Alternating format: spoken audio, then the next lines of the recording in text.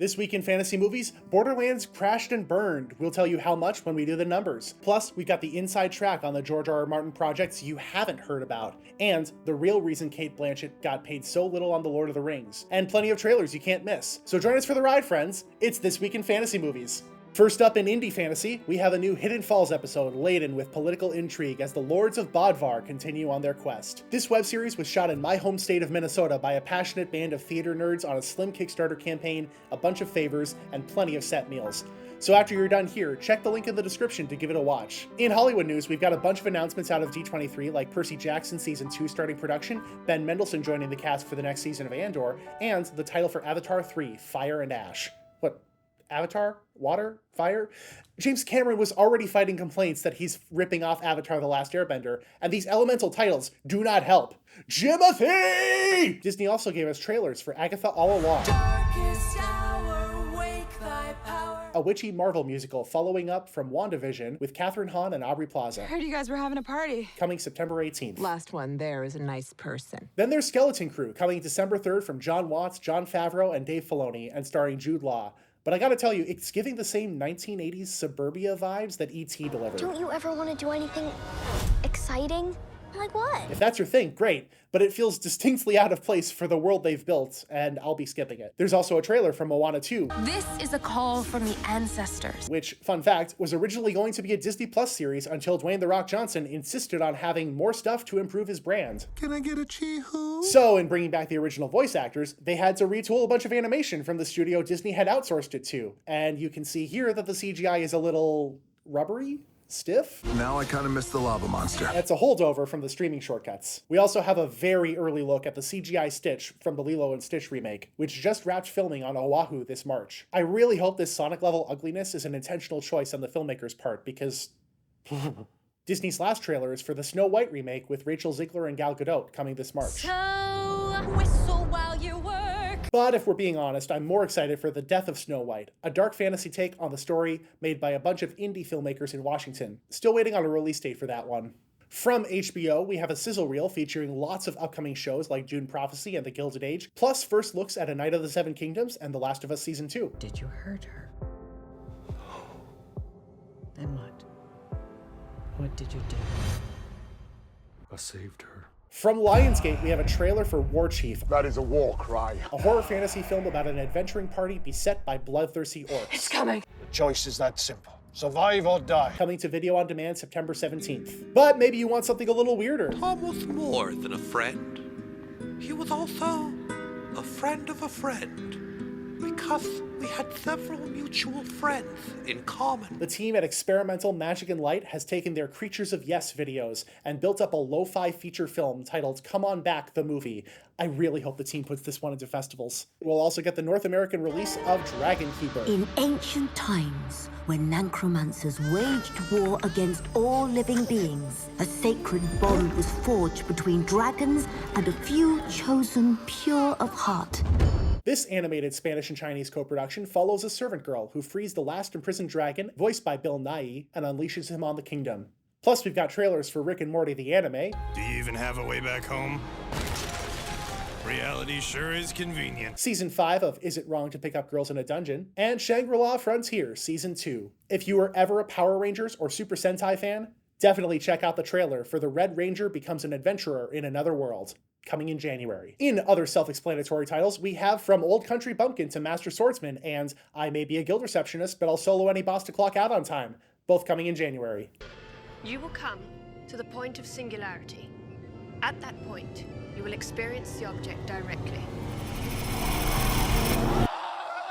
Last but certainly not least, hot off its screening at Fantasia Fest, we have word that the New Zealand micro-budget film The Paragon has been picked up for distribution by the Music Box Theater in Chicago. Here's hoping that they bring it to more theaters across North America. Let's stick with Fantasia Fest selections as we do the numbers, because we've got some awards to report, starting with the Best Film Award for The Count of Monte Cristo, a French adaptation of the classic pulpy Alexandre Dumas novel.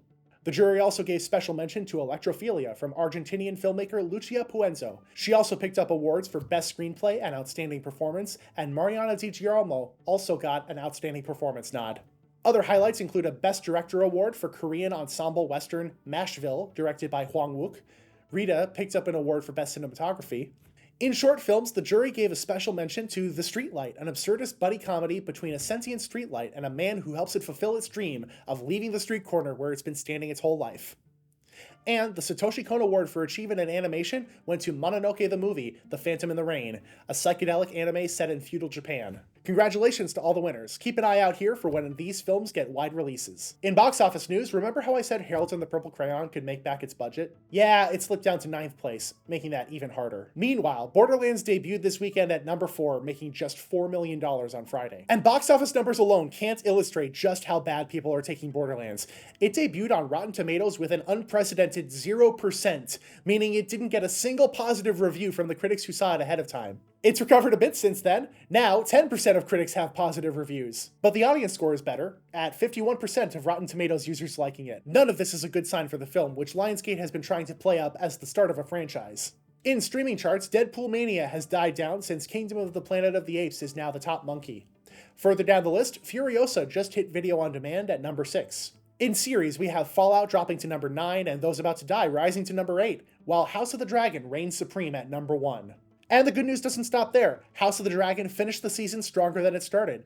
HBO announced on Monday that the latest episode garnered almost 9 million viewers across its cable and streaming platforms compared to the 7.8 million at the season 2 premiere. Here to talk about it is George R.R. Martin's director of film and media, Elias Gallegos. Welcome to the show, Elias. Thanks for having me. Yeah. It's good to be here. Yeah, I'm sure you're happy to hear so much excitement about House of the Dragon. I'm curious, what do you think contributed to its growth this season? Well, I think the universe that George created is something that the likes thereof we have never seen. But for whatever reason, it struck a chord with humanity, and it seems to be on the forefront of almost everyone's conversation on their way to work or at the water cooler, etc. And it's as a fantasy nerd, I was already on board to begin with, but it's wonderful to be able to talk on the level with people about it. Now, it's not as out there as it should be that George started out as a TV writer, working on shows like Beauty and the Beast for ABC in the late 80s before he moved to novels with A Song of Ice and Fire. Since HBO launched Game of Thrones, he's been working up a storm in the TV space. So I'm really curious, is George living his best life right now? George, he would consider himself an author, and he very much well does, as writing has always been his first love. I have to ask the obligatory question, are there any updates to The Winds of Winter? George is historically a very methodical and slow writer. Some of his friends might say that his discipline can sometimes come into question. But having been around him for over a decade now, it's a visceral experience. He really does get into his work, and he can, sometimes even appear to be in almost a trance-like state when he's actually in the mix. Last week, George remarked at an Oxford Writers' House panel that he has 7 shows in development, all set in Westeros and Essos.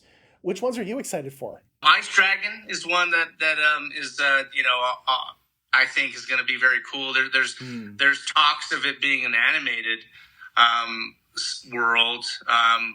There are other ones. Dunk and Egg is in production right now in Belfast. George is actually in the UK. He went to go visit the set and kind of see how things are going. He seemed very pleased the last time we spoke. Some of these other stories that are in development, or at least scribbled on a piece of paper on his desk. He cares deeply about his work. He's a writer who is very impassioned about the worlds that he creates. Yeah. Getting so deep into the world building and all of it. I've been there myself. It's such it's almost like a drug for writers like us. Now you mentioned animation. So are these going to be more in the CGI realm, the traditional animation realm? Are they going to be more of an anime style, or George is very keen currently with live action animation. He also loves anime. So really, with somebody, as you can imagine, like George, he's got a lot of options, and he's looking very closely at all of them. Now, you're also here to talk about George's new film, The Ugly Chickens, which just premiered at the Holly Shorts Film Festival. This is his second adaptation of a Howard Waldrop short story after the sci-fi western Night of the Cooters. What is it about Waldrop's work that got George interested in bringing it to film? Howard Waldrop is one of the preliminary talents for science fiction and fantasy in particular. George, to this day, and probably will always consider Howard Waldrop the better writer of the duo. They met when they were youngsters.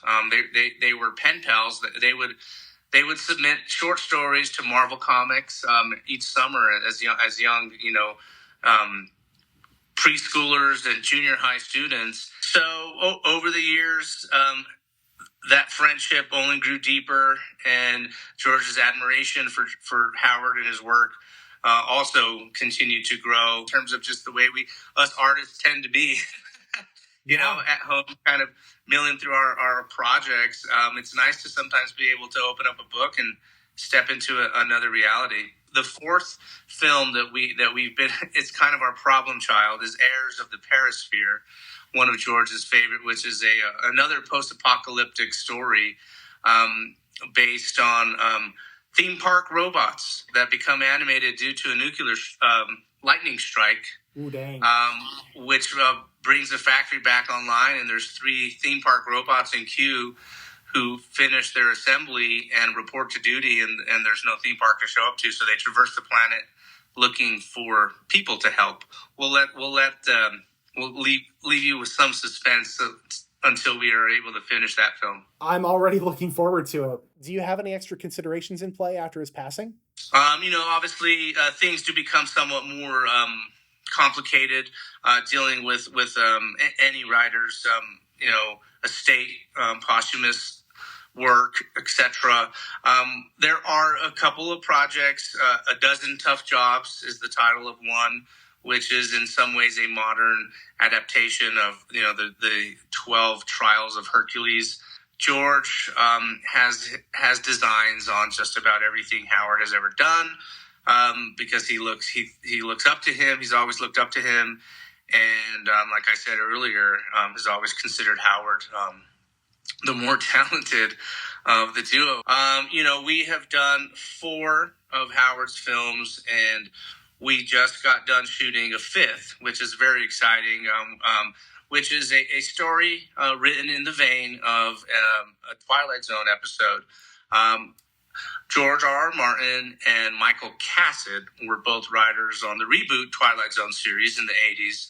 And this was a concept that Michael Cassett, our director and also our screenwriter for The Summer Machine, which was the name of the episode that they were working on before Twilight Zone actually got canceled. So they never got an opportunity to take this particular episode into production. And one night over a dinner, it was a big dinner in Atlanta, and Francis Ford Coppola was going on and on about how you have to take risks and you got to be bold in this industry. And, look at me, I've been bankrupt 4 times in my life, and that doesn't sway me from doing the next one. And he's in the midst of doing Megalopolis. During the dinner, Francis says, well, George, certainly you must have a project that is might be kind of risky, or something that's even just low-hanging fruit that might be a layup for you to do. Don't you have anything up your sleeve? And I took that opportunity to jump in. I said, actually, he does. And then George put his fork down, and he kind of looked up at me and said, Elias, if I agree to do Summer Machine, will you stop bugging me about it? And I was like, yes. But Summer Machine is another post-apocalyptic, post-nuclear world where these 2 survivors are looking for sustenance and shelter, and they stumble into a land that is full of summer and sun, and they only to find that this condition is created by a machine that these villagers have created. So how do pulpy sci-fi and fantasy influence the work of Howard Waldrop and George R.R. Martin? Well, I think at heart, most of us, science fiction geeks tend to be love those space operas and finding ways to coexist with science. For George, in my opinion, his interest lies in how people react. It's not so much the situation it's that is occurring as much as it is how the people around that situation react. Elias Gallegos, thank you so much for taking the time to join us here today. And you can catch the full interview on our Patreon, link in the description. In an appearance on the talk show Watch What Happens Live, Cate Blanchett shared this detail on the filming of The Lord of the Rings. What film that you've done has gave you the biggest paycheck? I think it's probably Lord of the Rings. Are you kidding me? Oh, really? No I got paid anything to do that movie. And yeah, it's surprising to hear. The internet is up in arms about it, and rightly so. Across the board, actors deserve to make a lot more than they get. I mean, women don't get paid as much as you think they do. Oh. To be clear, she probably didn't get paid actually nothing. We're artists, we talk in hyperbole. But they probably paid her the basic union rate, and not much more. I mean, I basically got free sandwiches. It's hard to say for sure how or why it went down this way, but here's my theory. The Lord of the Rings was famously expected to be a flop during production. So even though they had a $300 million budget for all 3 movies, it was stretched very thin. Between the production design involved, paying actors, the innovations in visual effects, all of that. So they had to get scrappy. Peter Jackson even remarked on set that it was going to be the biggest indie film ever made. Now, indie films famously don't pay much of anything. It sucks, but that's the reality. But they're more artistically fulfilling, so people are more willing to take a pay cut and have fun with it. That's probably what happened here with the Lord of the Rings cast. Cate Blanchett wasn't as big of a star then as she is now, and her biggest role before Lord of the Rings was playing Elizabeth I in a historical drama, another scrappy independent film. To that point though, her participation in Lord of the Rings has led to her becoming a star. She got paid a lot more for headlining in Borderlands even though it bombed this weekend. That's the gamble actors take, and it's a privilege that she now has to get those big roles. Should cast and crew get more on the back end when a movie gets big? Absolutely, but they don't. It was the same in the 90s as it is now. That's why agents fight so hard to get actors a big paycheck for the actual filming days. In anime news, Crunchyroll will go to Anime NYC with a 2-episode premiere screening of Goodbye Dragon Life on August 23rd. Our Last Crusade or The Rise of a New World hit a production delay this week. No word on when it will return, but the production team says this delay is to maintain the quality of the release. This also means we'll see a delay on the Blu-ray release. Given how overworked and underpaid the whole anime industry is, any chance to let artists take the time they need to get it right is a good thing. Netflix is pissed. A major data breach on Wednesday saw leaks of ReZero, Dan to Dan, Terminator Zero, the Ranma 1/2 remake, the entirety of the Mononoke movie, 5 episodes of Arcane Season 2, Spellbound, and more. In a statement to IGN, Netflix said one of its post-production partners was compromised and that their team is taking down the leaks. Netflix has pulled out all the stops to quash these leaks, shutting down tweets and 4chan threads. Crunchyroll was affected too, saying in a statement to The Wrap that they're investigating the leak. Iono said it's aware of the security issue and is investigating the breach. And look, I get that it seems fun to get your favorite shows early, but this doesn't help anyone. Not only do the leaks have watermarks tying them back to the source, they're also unfinished. Some of these are barely out of the animatic stage. Anime artist Cass Chappa said it best on Twitter. The people leaking this art before it's finished, they think they're doing some kind of service to the community, but they're not. It's just disrespectful and annoying. You know who else is annoying? David Zaslav. Thanks to his weird insistence on cutting finished projects to give Warner Brothers another tax break, Warner Brothers Animation has had to shop around its finished feature-length Looney Tunes movie. The good news is, it now has a distribution deal. Ketchup Entertainment has acquired The Day the Earth Blew Up for distribution in North America. The movie will finally see a theatrical release. Of course, Genndy Tartakovsky can't say the same for his animated feature, Fixed, which Sony Pictures Animation made and Warner Brothers has dropped. It just goes to show that these big studios are cowards who won't release the work their artists worked so hard to make. Hell, The Day the Earth Blew Up was on the shelf so long that since Warner Brothers greenlit this in 2021, some random Wisconsinite VFX artist shot a micro-budget slapstick film out of the woods with a shirtless guy in some beaver costumes, painstakingly stitched the footage together himself, did a whole festival run and a Great Lakes theater tour, and it just launched on VOD this spring. It's called Hundreds of Beavers, it's delightful, and it does Looney Tunes feature film better than actual Looney Tunes. Please go see Hundreds of Beavers. I saw this movie thrice last year and laughed my ass off every time. In quick news, The Orville will begin production on Season 4 early next year. Disney's head of Europe, the Middle East, and Africa outlined a $5 billion investment plan for Europe on the Financial Times. But Jan Koppen also took the opportunity to complain about France's film and TV apparatus. He railed about the law where once a film premieres in French theaters, companies have to wait 1.5 years before they can stream it in France. This is down from the previous window of 3 years. However, counterpoint, French cinema culture is vibrant because of these restrictions. Theaters take a bigger cut of the ticket price, and a ticket tax goes into the country's independent film fund. Of course, Disney wouldn't care about this because they're trying so hard to become a monopoly, but the rest of us care. If American cinema culture is dying, it's because people are fed up with overpriced popcorn, the last thing theaters can actually use to make a profit, and movies they can just discard after watching it once. Restrictions like the ones in France are a public good. It's a shame Disney executives won't get with the program. Apple TV Plus VFX workers have voted unanimously to unionize under IATSE. This comes as part of a wave where visual effects artists are finally forming unions to end the persistent overwork and low pay. Here's hoping Apple will give them a fair contract. David Lynch says he suffers from emphysema as a result of smoking for so long. In an interview with Sight and Sound magazine, Lynch said that he can only walk a short distance before he's out of oxygen, so it would be bad for him to get sick even with a cold, let alone COVID. Now, David Lynch was quick to say that he'll never retire, but this does mean that he can't be in person on his sets, which brings its own complications for him as a director. So remember kids, don't smoke or vape. It leads to all these annoying complications and it forces you to change up your whole lifestyle.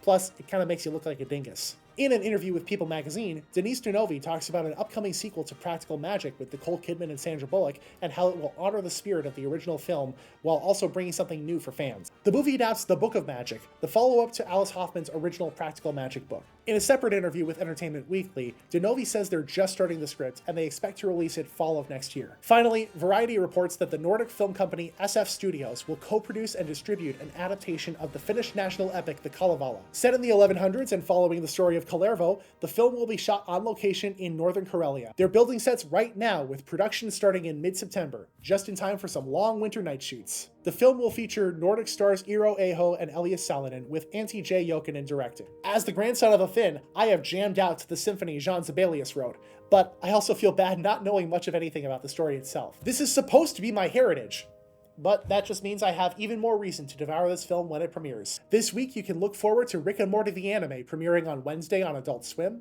Alien Romulus coming to theaters on Thursday, and Demon Slayer returning Saturday night on Toonami. While you're at it, maybe check out Tower of God for its twisting tournament arc, Bye Bye Earth for the coming-of-age adventure vibes, and The Elusive Samurai for a meaty historical revenge fantasy.